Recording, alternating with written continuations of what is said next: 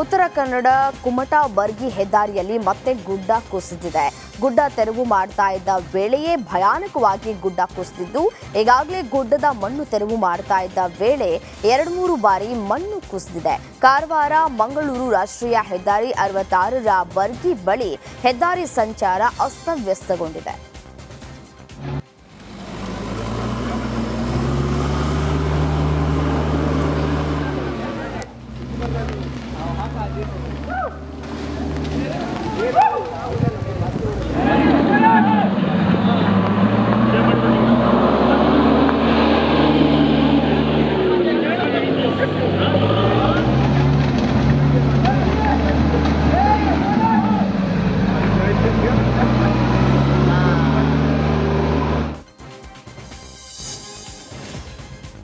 ಚಿಕ್ಕಮಗಳೂರು ಜಿಲ್ಲೆಯ ಕೊಪ್ಪ ತಾಲೂಕಿನ ಬಸರಿಕಟ್ಟೆ ಸಮೀಪದ ರಸ್ತೆಯಲ್ಲಿ ಭಾರೀ ಮಳೆಯಿಂದಾಗಿ ಭೂಕುಸಿತವಾಗಿದೆ.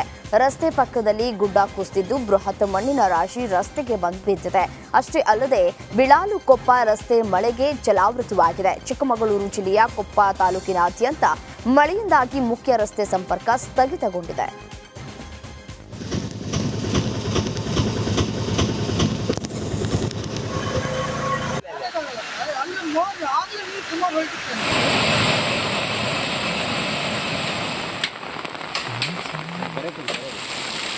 ಮಳೆ ಅಬ್ಬರ ಜೋರಾಗ್ತಾ ಇದ್ದು, ಇಂದು ಹಾಸನ ಜಿಲ್ಲೆಯ 6 ತಾಲೂಕುಗಳಿಗೆ ರಜೆಯನ್ನ ಘೋಷಣೆ ಮಾಡಲಾಗಿದೆ. ಶಾಲೆಗಳಿಗೆ ಇನ್ನು ಸಕಲೇಶಪುರ, ಆಲೂರು, ಬೇಲೂರು, ಹಾಸನ, ಹೊಳೆನರಸೀಪುರ ಮತ್ತು ಅರಕಲಗೂಡು ತಾಲೂಕಿನ ಶಾಲೆಗಳಿಗೆ ರಜೆ ಅಂತ ಹೇಳಿ ಸಾರ್ವಜನಿಕ ಶಿಕ್ಷಣ ಇಲಾಖೆಯ ಉಪನಿರ್ದೇಶಕ ಎಚ್.ಕೆ. ಪಾಂಡು ಆದೇಶವನ್ನ ನೀಡಿದ್ದಾರೆ.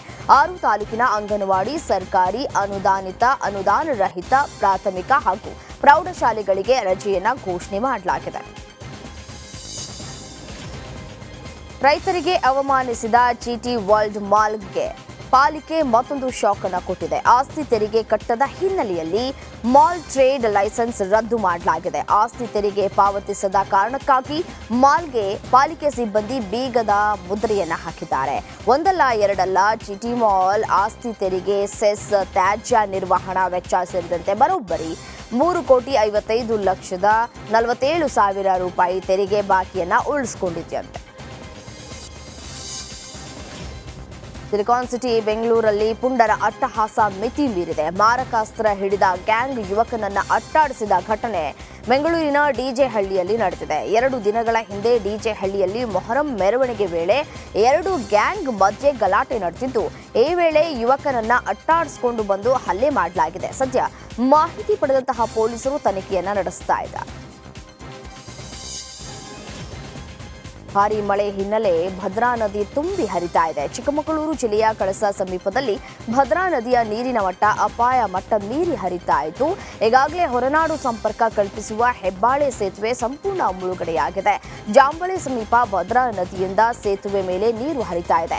ಇದರಿಂದ ಬಾಳೆಹೊನ್ನೂರು ಕಳಸ ರಸ್ತೆ ಸಂಚಾರ ಅಸ್ತವ್ಯಸ್ತವಾಗಿದೆ.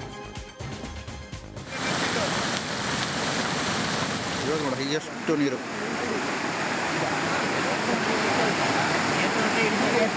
ಫುಲ್ ಏರ್ತಾ ಉಂಟು.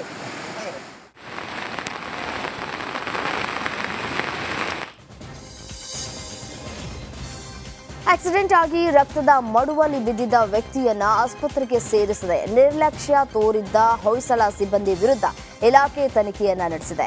ಯಶವಂತಪುರ ತ್ರಿವೇಣಿ ರೋಡ್ನಲ್ಲಿ ಕಳೆದ 15ನೇ ತಾರೀಕು ಮಧ್ಯರಾತ್ರಿ ಆಕ್ಸಿಡೆಂಟ್ ಆಗಿದ್ದ ವ್ಯಕ್ತಿಯನ್ನ ಆಸ್ಪತ್ರೆಗೆ ದಾಖಲಿಸಲು ಮೀನಾಮೇಷ ಎಣಿಸಿದ್ದ ಸಿಬ್ಬಂದಿಯ ವಿರುದ್ಧ ಹಿರಿಯ ಅಧಿಕಾರಿಗಳು ಕ್ರಮಕ್ಕೆ ಮುಂದಾಗಿದ್ದು, ಸದ್ಯ ಸವಾರನಿಗೆ ಚಿಕಿತ್ಸೆಯನ್ನ ನೀಡಲಾಗ್ತಾ ಇದೆ.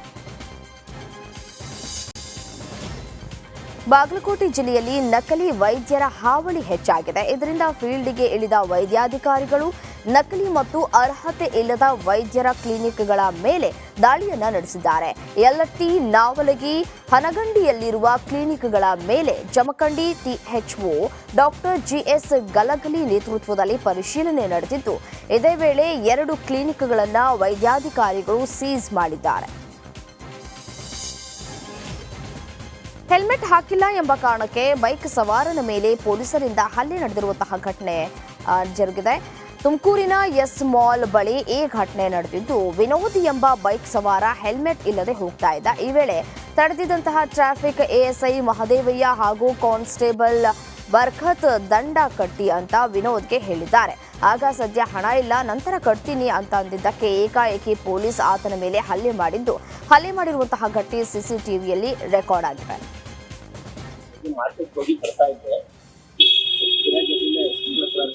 ಗಾಡಿ ಅಡ್ಡ ಆಗ್ತದೆ, ಹೆಲ್ಮೆಟ್ ಇರಲಿಲ್ಲ. ಆಯ್ತು ಸದ್ಯ ನಿಂತ್ಕೊಂಡೆ. ನಿಂತ್ಕೊಂಡಾಗ ಇವರು ಫೈನ್ ಹಾಕಿದ್ಮೇಲೆ ನನ್ನ ಹತ್ರ ದುಡ್ಡು ಇರಲಿಲ್ಲ. ಸ್ವಲ್ಪ ಜ್ವರ ಮಾತ್ರ, ನನ್ನ ಹತ್ರ ದುಡ್ಡು ಇರಲಿಲ್ಲ.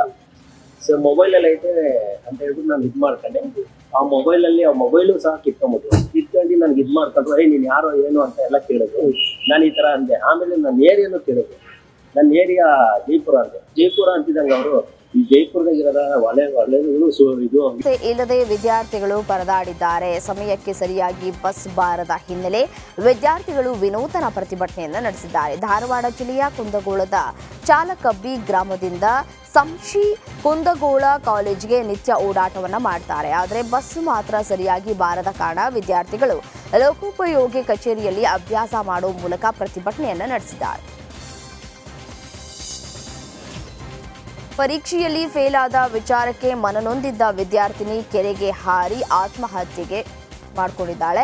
ಹುಬ್ಬಳ್ಳಿಯ ಒಣಕಲ್ನಲ್ಲಿ ಈ ಘಟನೆ ನಡೆದಿದೆ. ಹಾವೇರಿ ಜಿಲ್ಲೆಯ ಸವಣೂರು ತಾಲೂಕಿನ ಹೂವಿನ ಶಿಗ್ಲಿ ಗ್ರಾಮದ 22 ವರ್ಷದ ಸವಿತಾ ಧಾರವಾಡದ ಜೆಎಸ್ಎಸ್ ಕಾಲೇಜಿನಲ್ಲಿ ಬಿಎಸ್ಸಿ 5ನೇ ಸೆಮಿಸ್ಟರ್ನಲ್ಲಿ ಓದ್ತಾ ಇದ್ಲು. ಇತ್ತೀಚೆಗೆ ನಡೆದ ಪರೀಕ್ಷೆಯಲ್ಲಿ ಅನುತ್ತೀರ್ಣರಾಗಿದ್ದಕ್ಕೆ ಮನನೊಂದು ಆತ್ಮಹತ್ಯೆಯನ್ನ ಮಾಡಿಕೊಂಡಿದ್ದು, ವಿದ್ಯಾನಗರ ಪೊಲೀಸ್ ಠಾಣೆಯಲ್ಲಿ ಪ್ರಕರಣ ದಾಖಲಾಗಿದೆ.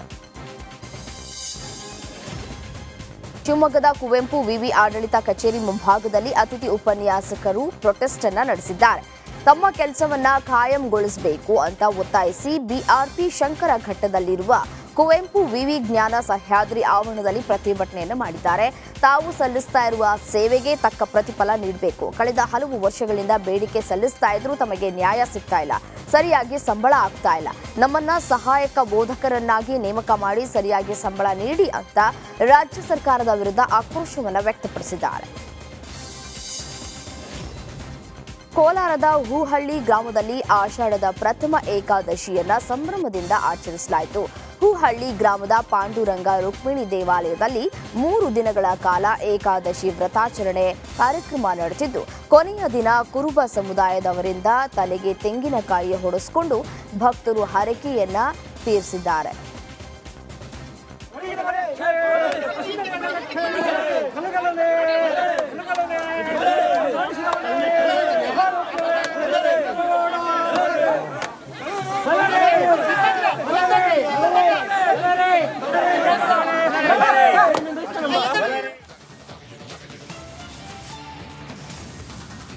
ಮಳೆಯ ಆರ್ಭಟಕ್ಕೆ